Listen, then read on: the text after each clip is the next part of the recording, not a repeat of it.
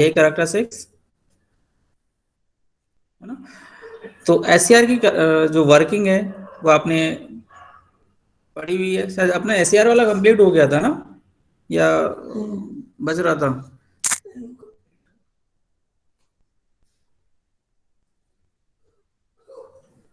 क्यों भाई?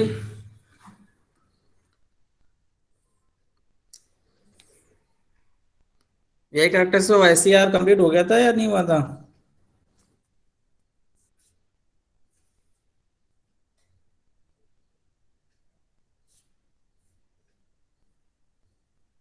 मेरी आवाज आ रही है?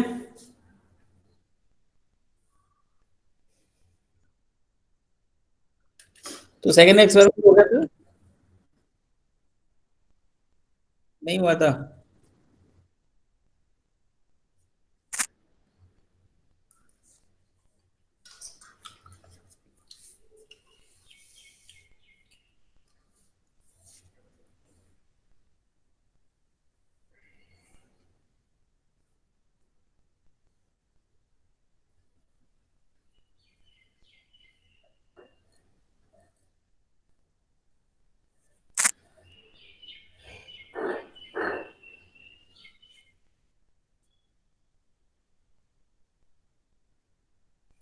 ठीक है, तो सेकंड एक्सपेरिमेंट अपन स्टडी करते हैं। मेरे हिसाब से शायद हो गया था, इसमें अपने एससीआर की वर्किंग स्टडी किया था। तो मैं स्क्रीन शेयर करता हूँ, और आप बताना हो गया कि नहीं हुआ। अगर हो गया होगा तो फिर अपन नेक्स्ट एक्सपेरिमेंट स्टडी करेंगे।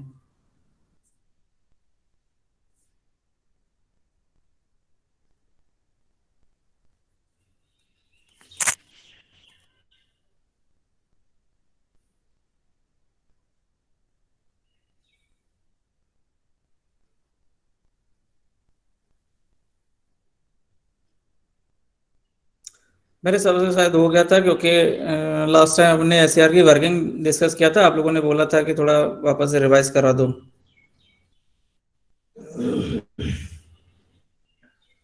स्क्रीन शो हो रही है ना? तो ये अपने एससीआर की यहाँ वर्किंग देखी थी।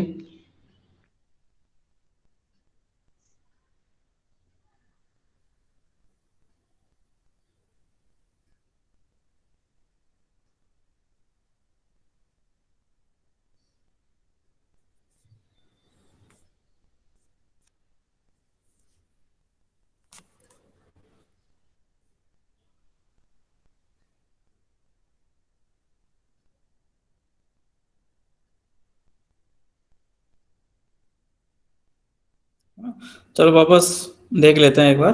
तो अपनी जो एससीआर है, एससीआर की वर्किंग आपने देखा होगा। ये इसका कंस्ट्रक्शनल डायग्राम है ना। इसमें 4 लेयर्स हैं, P N P N. 3 terminals हैं, एनोड, कैथोड एंड गेट है। 3 जंक्शंस हैं, J1 J2 J3 है ना। वर्किंग आपने क्लास में पढ़ रखी है, और लास्ट टाइम मैंने भी आपको थोड़ा सा रिवाइज करा दिया था। ये इसका सिंबल है। इसका एक दूसरा सिंबल भी होता है ना। दूसरा सिंबल कैसा होता है, मैं आपको बना के दिखाता हूँ।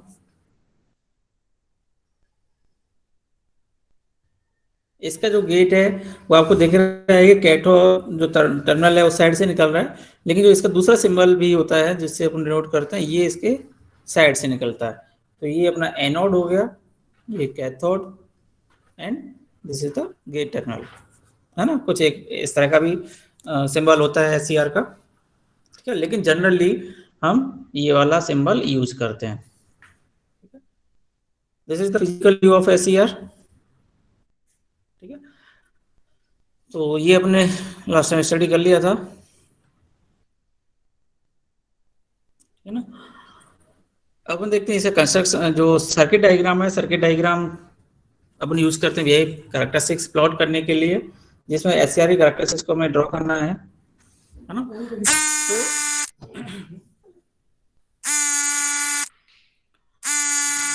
तो कर लेते हैं, ठीक है ना। तो इस एससीआर कैरेक्टरिस्टिक्स को हमें ड्रॉ करना है। तो इस एससीआर से कितना करंट फ्लो रहा है वो भी हमें मेजर करना होगा, है ना। तो इससे कितना करंट फ्लो रहा है ये हमने मेजर कर लिया था, कर लिया। किसके थ्रू करेंगे? ये अमीटर, हमने यहाँ पे एक अमीटर कनेक्ट कर रखा है। इस एससीआर के अक्रॉस वोल्टेज मेजर करना है, तो इस वोल्ट मीटर से ये वोल्टेज मेजर कर लेंगे, ठीक है, किस टाइम पर कितना वोल्टेज ड्रॉप होगा इसके अक्रॉस।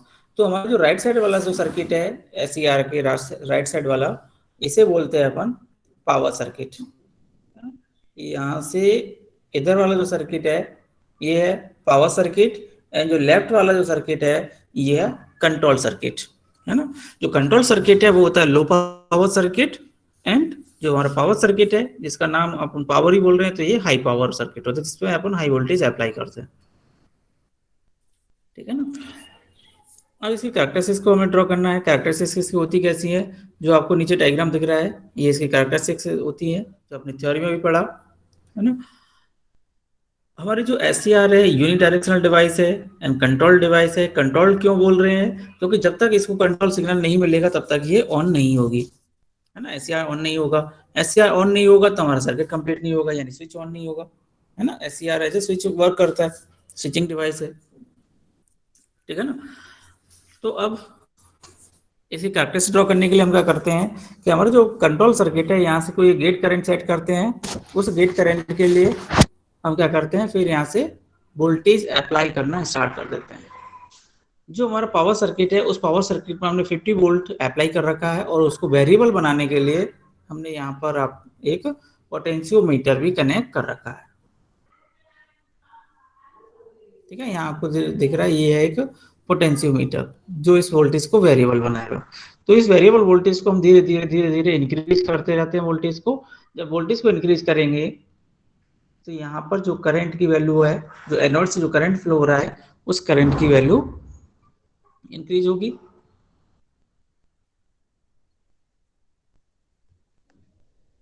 है ना। तो एनोड करंट इंक्रीज कौन सी करंट होगी, क्योंकि जब स्विच तो अभी ऑन हुआ ही नहीं है, जब स्विच ऑन नहीं हुआ तो लीकेज करंट होगी, बहुत कम करंट होगी जो माइक्रो एम्पियर में होगी, है ना। उस लीकेज करंट में धीरे धीरे इंक्रीमेंट होगा जैसे जैसे हम एनोड वोल्टेज को बढ़ाते जाएंगे। तो जब करंट की वैल्यू तो बहुत कम है क्योंकि स्विच ऑन नहीं हुआ, केवल लीकेज करंट है, वोल्टेज की वैल्यू यहाँ पर ये बढ़ती जाएगी, ठीक है। यहाँ आपको कैरेक्टरिस्टिक्स दिख रहा होगा, यहाँ पर ये वैल्यू बढ़ती जा रही है, बढ़ती है, ठीक है। फिर हमने क्या किया, जो गेट करंट सेट कर रखा है उस गेट करंट की वैल्यू के लिए जैसे ही एक पर्टिकुलर वोल्टेज आएगा, जिस वोल्टेज की वैल्यू पर वो ब्रेक डाउन होगा उसे बोलते हैं ब्रेक ओवर वोल्टेज, है ना। उस ब्रेक ओवर वोल्टेज पर क्या होगा, करंट की वैल्यू सडनली इंक्रीज हो जाएगी, और जो वोल्टमीटर जो वोल्टेज को मेजर कर रहा था उसकी वैल्यू सडनली डाउन हो जाएगी, यानी करंट इंक्रीज हो जाएगा और वोल्टेज डाउन हो जाएगा, ठीक है। ऐसा जब होगा तो हमें पता चल जाएगा कि वो एससीआर ऑन हो गया है, ठीक है। लेकिन जरूरी नहीं है वो एससीआर ऑन हो गया हो सकता है कि वो लैचिंग करंट से जस्ट नीचे वाला करंट हो, है ना, क्योंकि एससीआर की प्रॉपर्टी होती है कि लैचिंग करंट को जब एक्सीड करेगा एनोड करंट तभी एससीआर ऑन होगा, बट वो लैचिंग करंट को एक्सीड किया ही नहीं हो, जस्ट नीचे हो लैचिंग करंट के। तो उसको वेरीफाई करने के लिए हम क्या करेंगे, गेट जो करंट है उसको रिड्यूस कर देंगे, जीरो कर देंगे। गेट करंट को जैसे हम रिमूव करेंगे, ठीक है, और गेट करंट रिमूव हो से अगर वोल्टेज की वैल्यू बढ़ जाए और करंट की वैल्यू वापस कम हो जाए तो इसका मतलब है कि हमारा एससीआर ऑन नहीं हुआ है। उसके लिए हम क्या करेंगे कि वापस से गेट करंट अप्लाई कर देंगे और एनोड करंट की वैल्यू को इंक्रीज कर देंगे, थोड़ा सा और इंक्रीज कर देंगे, फिर अगेन चेक करेंगे कैसे ऑन हुआ है कि नहीं। चेक कैसे करेंगे, वही गेट करंट को रिमूव करके। तो गेट करंट को हमने वापस रिमूव कर दिया और अब हमने देखा कि करंट की वैल्यू में कोई चेंज नहीं हुआ और वोल्टेज की वैल्यू में भी कोई चेंज नहीं हुआ, यानी वोल्टेज कम है और करंट की वैल्यू ज्यादा है जो पहले से थी, ठीक है। जब गेट करंट की वैल्यू को कनेक्ट करने से और उसको रिमूव करने से कोई इफेक्ट नहीं पड़ रहा है उस एनोड करंट और वोल्टेज पर, तो इसका मतलब है कि एससीआर हमारा ऑन हो चुका है। और जिस एनोड करंट पर हमने ये चेक किया है, ठीक है, उस एनोड करंट की वैल्यू को बोलते हैं अपन लैचिंग करंट। तो ऐसे छोटे छोटे स्टेप्स में हम वेरीफाई करके उस लैचिंग करंट की एक्चुअल वैल्यू अपन निकाल सकते हैं, एक्यूरेट वैल्यू अपन निकाल सकते हैं, ठीक है। तो जैसे जैसे हम एक सेट हो गया, अगली बार हम क्या करेंगे, गेट करंट की वैल्यू को और इंक्रीज करके सेट कर लेंगे। इंक्रीज करेंगे तो हमारे जो ब्रेक और वोल्टेज है उसकी वैल्यू और डाउन हो जाएगी। गेट करंट की वैल्यू और इंक्रीज करोगे तो गेट, है ना, तो हमारा ब्रेक और वोल्टेज और डाउन हो जाएगा। तो इस तरह से जैसे जैसे हमारा गेट करंट की वैल्यू इंक्रीज होगी ब्रेक और वोल्टेज की वैल्यू डाउन हो जाएगी, यानी कि गेट करंट और ब्रेक और वोल्टेज दोनों इनवर्सली प्रोपोर्शनल होते हैं। ओके, तो एससीआर ऑन हो चुका है, ठीक है। अब हमें एससीआर को ऑन स्टेट से ऑफ स्टेट में लेके आना है, तो हम क्या करेंगे, हमारा जो प्रोसेस क्या रहेगा, हम एनोड करंट की वैल्यू को धीरे धीरे रिड्यूस करेंगे, ठीक है, क्योंकि हमें होल्डिंग करंट को भी निकालना है। आपको ये चीज ध्यान रखनी है कि जो लैचिंग करंट है, लैचिंग करंट आता है ड्यूरिंग ऑन प्रोसेस और होल्डिंग करंट आता है ड्यूरिंग ऑफ प्रोसेस, ठीक है ना। तो लैचिंग जो एनोड करंट है, एनोड करंट की वैल्यू को हम धीरे धीरे रिड्यूस करेंगे, ठीक है। फिर एक कंडीशन ऐसी आएगी कि एनोड करंट की जो वैल्यू है वो एक पर्टिकुलर वैल्यू के बाद जस्ट जीरो के अप्रॉक्स जंप करेगी, ठीक है। और वोल्टेज जो हमारा ऑन वोल्टेज ड्रॉप जो हो रहा था 1 से 2 वोल्ट के आसपास, है ना, 1 to 2 वोल्ट, वो सडनली इंक्रीज होके पहुंच जाएगा, मतलब इंक्रीज हो जाएगा 30, 40, 50 वोल्ट के आसपास, है ना। अगर हमने 50 वोल्ट दिया है तो वो सडनली इंक्रीज होके हो जाएगा 40 के आसपास पहुंच जाएगा, है ना। यानी कि हमारे वोल्टेज की वैल्यू तो इंक्रीज हो गई और करंट की वैल्यू डिक्रीज हो जाए, और जिस करंट से वो जंप किया है उस करंट की वैल्यू को बोलते हैं हम होल्डिंग करंट। फॉर एग्जांपल देखें कि एनोड करंट की वैल्यू जैसे हम रिड्यूस करते करते 10 मिली एम्पियर पर ले आए, फिर हमने देखा कि अभी भी 10 मिली एम्पियर है और वोल्टेज ड्रॉप हमारा 1 to 1 वोल्ट के अप्रॉक्स है। फिर हमने 10 से 9 पर लेके आए, फिर भी हमने देखा, है ना, कि वोल्टेज ड्रॉप हमारा 1 के आसपास ही है। फिर एनोड करंट को हमने 9 से 8 लेके आए, फिर 7 लेके आए, 6 लेके आए। 6 के बाद हमने देखा कि जैसे ही 6 से नीचे गया करंट की वैल्यू अप्रॉक्स 0 हो गई और वोल्टेज की वैल्यू जो 1 वोल्ट था वो सडनली इंक्रीज होके अप्रॉक्स 40 वोल्ट के आसपास पहुंच गया, ठीक है।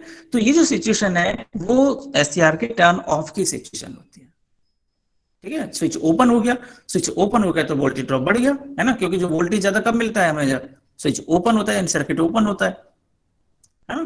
तो ये जो वोल्टेज हम मेजर कर रहे हैं वो किसके अक्रॉस कर रहे हैं, एससीआर के अक्रॉस। तो एससीआर ऑफ हो गया नहीं, ओपन सर्किट हो गया, ओपन सर्किट हो गया तो वोल्टेज की वैल्यू इंक्रीज हो जाएगी और करंट की वैल्यू डिक्रीज हो जाएगी।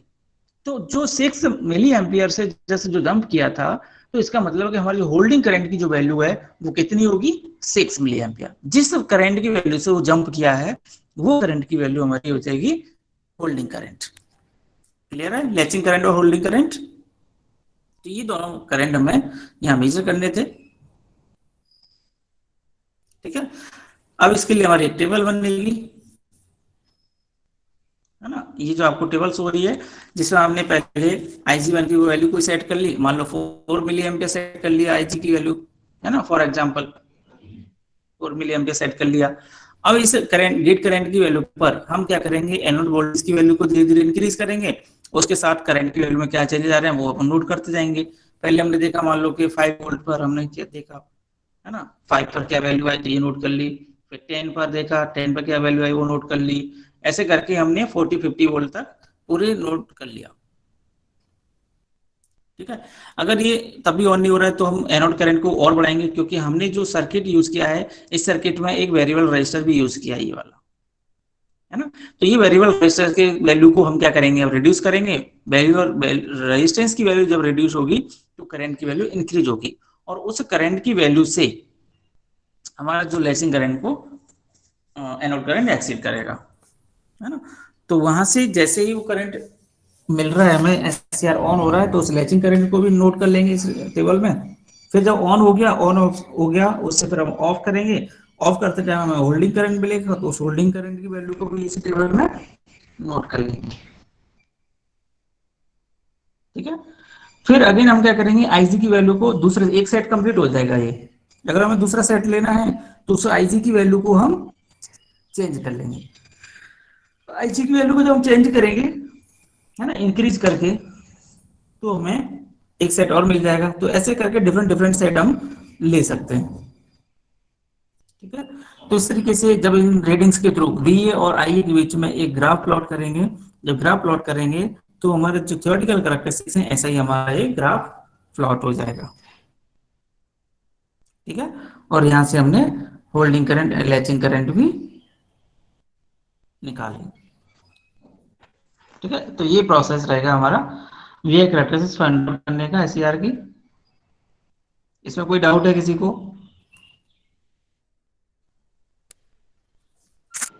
नहीं है सर। ठीक है, तो ये हमारा जो सेकंड एक्सपेरिमेंट है ये कंप्लीट हो गया है ना। फर्स्ट वाला जो एक्सपेरिमेंट जो अपना हो गया था कंप्लीट, उसके राइट आउट्स सभी लोगों के नहीं आए, बहुत कम लोगों ने अभी सेंड किए हैं, है ना। जिन्होंने सेंड नहीं किए हैं वो जल्दी से जल्दी सबमिट करें।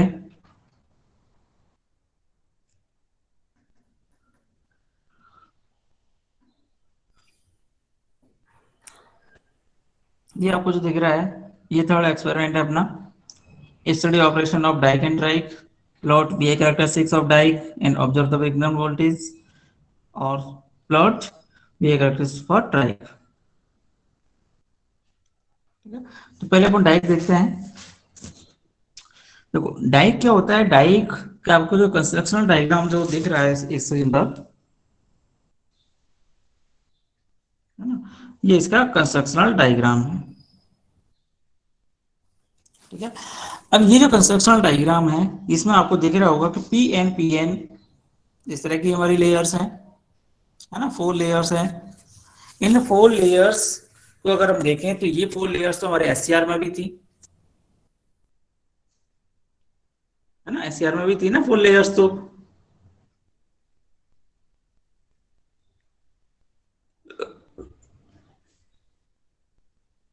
यस एससीआर और सर। क्या है, तो देखो जो हमारा एससीआर था, एससीआर हमारी कंट्रोल डिवाइस थी और उसका कंस्ट्रक्शन हमारा कुछ इस तरीके का होता है, क्योंकि जो उनके कंस्ट्रक्शनल फीचर हैं उनके बेसिस पे इनकी कैरेक्टरिस्टिक्स थोड़ा डिफरेंट हो जाती है।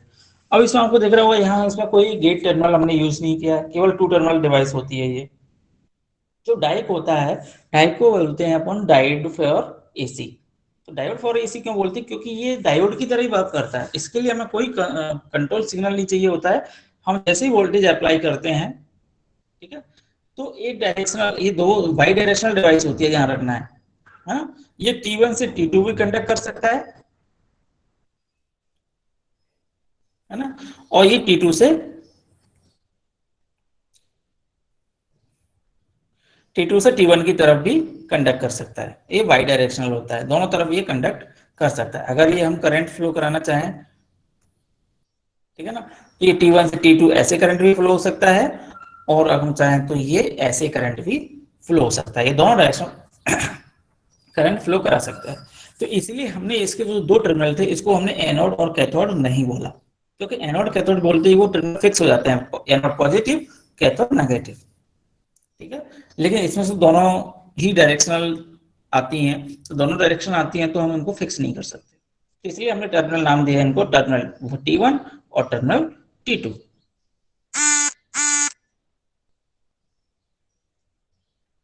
ठीक है ना।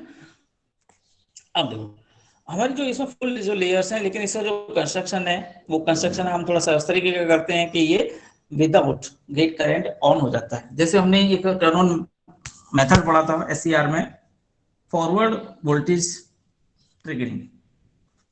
फॉरवर्ड वोल्टेज ट्रिगरिंग में क्या होता था कि हम वोल्टेज की वैल्यू को बढ़ाते जाते थे, तो विदाउट गेट करंट वो एससीआर ऑन हो जाता था, है ना, एक पर्टिकुलर वैल्यू वोल्टेज की वैल्यू पहुंचकर। तो वही फीचर हमारा इसमें यूज होता है। तो इसका कंस्ट्रक्शन हम थोड़ा ऐसे करते हैं कि थोड़ा कम वोल्टेज पर ऑन हो जाता है। जितना वोल्टेज हमें एससीआर को टर्न ऑन करने के लिए चाहिए विदाउट गेट करंट, उससे कम वोल्टेज पर ये ऑन हो जाता है। तो इसका फीचर हम इस तरीके से रखते हैं कंस्ट्रक्शन के टाइम पर।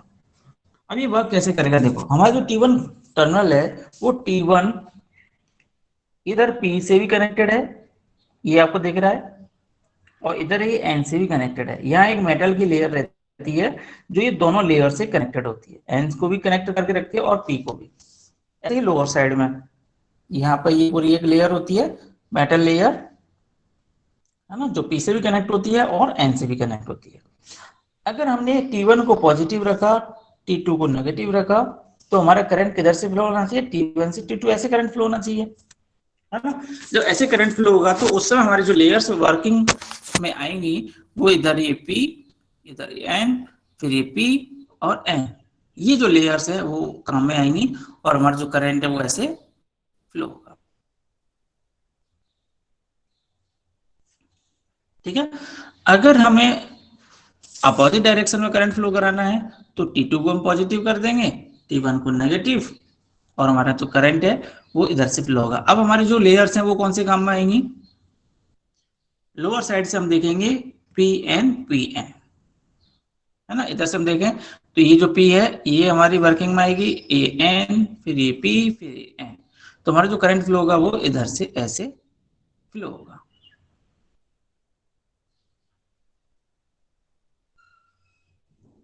ठीक है ना।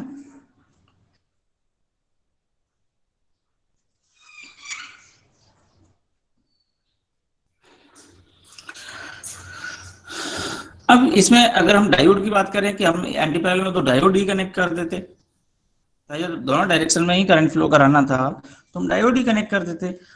तो डायोड और इसमें थोड़ा सा डिफरेंस होता है। डिफरेंस क्या होता है कि डायोड की जो कैरेक्टरिस्टिक्स है उसमें क्या होता है कि डायोड जैसे ही फॉरवर्ड आइज होगा डायोड ऑन हो जाता है ना। उसको कट इन वोल्टेज कितना होता है डायोड का, 0.7, है ना, for silicon and 0.3 for germanium. ठीक है। बट डाई के एक पर्टिकुलर वोल्टेज के बाद ही ऑन होगा, है ना। डाई का ब्रेक ओवर वोल्टेज 30 सेट किया हुआ है, 30 वोल्ट, तो 30 वोल्ट पर जाके ही ऑन होगा। वो ऐसे 0.7 या 1-2 वोल्ट पे ऑन नहीं होगा, है ना। वो 30 वोल्ट पे ही ऑन होगा। अगर उसकी रेटिंग, अगर हमारे जैसे टर्न ऑन जो ब्रेक ओवर वोल्टेज है उसकी वो मान लो 50 वोल्ट है तो 50 वोल्ट पे ही ऑन होगा, है ना। 50 वोल्ट से बिलो पर ये ऑन नहीं होगा। तो इसी कैरेक्टरिस्टिक्स में ये हमारा डिफरेंस मिलता है, इसीलिए इसे कंस्ट्रक्शन में भी थोड़ा सा डिफरेंस है। ठीक है ना। बाकी ये जो वर्क करता है वो डायोड की तरह ही वर्क करता है ना। कंस्ट्रक्शन जो टर्न ऑन के टाइम पे हमारा जो वोल्टेज लेवल है वो ब्रेक ओवर वोल्टेज है वो थोड़ा सा दोनों का डिफरेंट होता है, बट इसके जो वर्किंग जो प्रोसीजर है वो एक तरह से डायोड की तरह ही होता है। तो इसलिए हम बोलते हैं इसको डायोड फॉर एसी। एसी क्या होता है, क्योंकि वो एसी तो डायरेक्शनल सप्लाई होती है, दोनों ही डायरेक्शनल फ्लो होती है ना, पॉजिटिव और नेगेटिव में।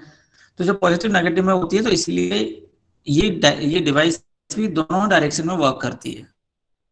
तो अगर हमारा करंट की डायरेक्शन ये होगी तो इस डायरेक्शन में भी वर्क कर जाएगी, ये इधर से होगी तो इधर भी वर्क कर जाएगी, तो दोनों डायरेक्शन में ये वर्क कर सकती है। और ये जो डिवाइस है, जो डाइक है, वो अनकंट्रोल्ड डिवाइस होती है। ठीक है ना। इसका जो सिंबल है वो सिंबल कुछ इस तरह का होता है।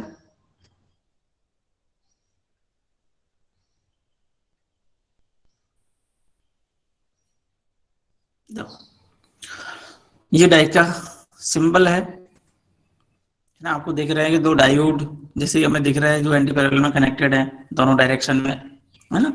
चाहे करंट किधर से भी फ्लो हो दोनों डायरेक्शन में ये करंट फ्लो करा सकता है। फिजिकल व्यू हमें कुछ ऐसा दिखता है ना। अब देखिए इसकी जो कैरेक्टरिस्टिक्स डायोड से क्या डिफरेंट होती हैं इसकी कैरेक्टरिस्टिक्स।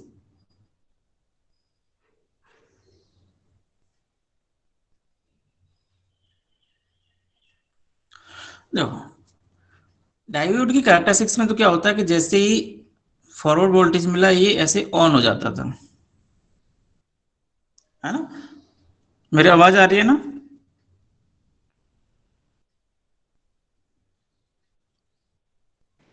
हाँ जी।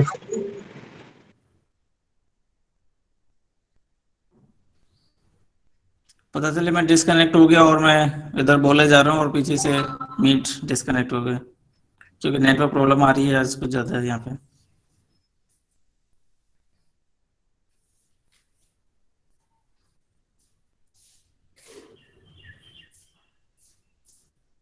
कनेक्टेड हो ना अभी सब। Yes sir.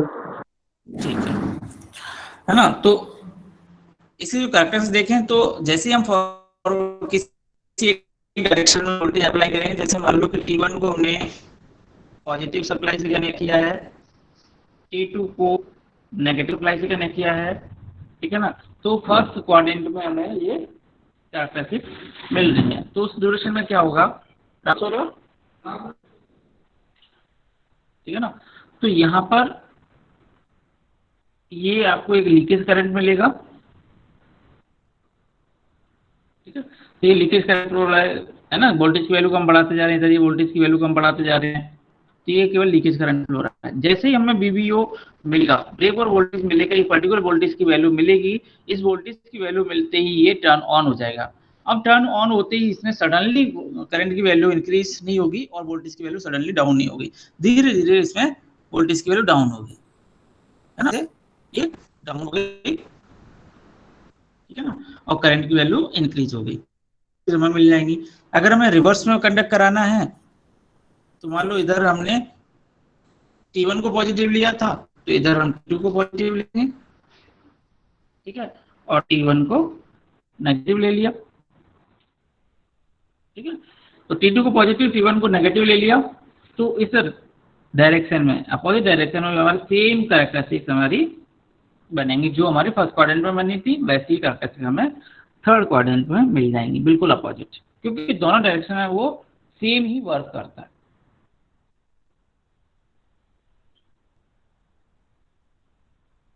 ठीक है ना। तो ये कैरेक्टरिस्टिक्स है वो है ठीक है।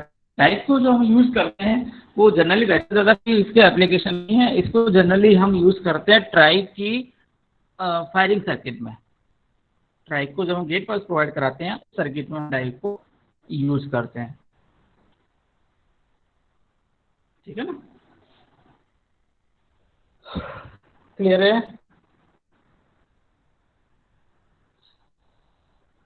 Yes sir. ठीक है, तो ये था हमारा डाइप। दूसरी जगह हमारा ट्राइब, तो ट्राइब को पढ़े या नेक्स्ट लेवल में पढ़ोगे बताओ। नेक्स्ट लेवल सर, हैं sir next next level. Next time में, ठीक है। तो अभी आपको क्या करना है, जिन लोगों ने जो लैब के राइटअप सबमिट नहीं किए हैं गूगल क्लासरूम पर, तो फर्स्ट एक्सपेरिमेंट का जिन्होंने सबमिट नहीं किया वो फर्स्ट का कर रहे हैं, सेकंड एक्सपेरिमेंट का मैं क्रिएट कर दूंगा, सेकंड असाइनमेंट भी राइटअप सबमिट कर दें, और असाइनमेंट में थर्ड एक्सपेरिमेंट का कर दूंगा, तो जितना आपके हो सके उतना लिख रख लेना, है ना। जब ये एक्सपेरिमेंट कंप्लीट हो जाएगा तो उसके बाद इसका राइटअप भी आप सबमिट कर देना, है ना? तो इसका जो नेक्स्ट पार्ट है उसको अपन नेक्स्ट लैब में कंप्लीट कर देंगे, ठीक है। तो जैसे जैसे आपको टाइम मिल रहा है वैसे वैसे आप राइटअप तैयार रखें लिख कर, है ना, जैसे आपको समझ। रीडिंग नहीं लिखनी है ना। अगर रीडिंग में आपको प्रोवाइड करा दूंगा, अगर मैं प्रोवाइड नहीं करा पाता हूँ, है ना, तो अभी आप उसको टेबल को ब्लैंक छोड़ दें, ठीक है ना, लेकिन बना जरूर लेना आपने उसमें। और जिन जिन पेजेस में आप लिख रहे हो उन पेजेस को भी आप संभाल के रखना, हाँ। पीडीएफ तो आप सबमिट कर दोगे, लेकिन वो हार्ड जो कॉपी होगी उनको भी आप संभाल के रखना, जब भी आप कॉलेज आए तो उस ड्यूरेशन में आपको सबमिट करनी है। आपको पता ही है पिछली बार भी ऐसा था, हाँ? तो सेम प्रोसेस रहेगा। और इसमें लिखने का ये जो वाइवा बेस के क्वेश्चन देते हैं उनको रहने देना, मत लिखना, है ना।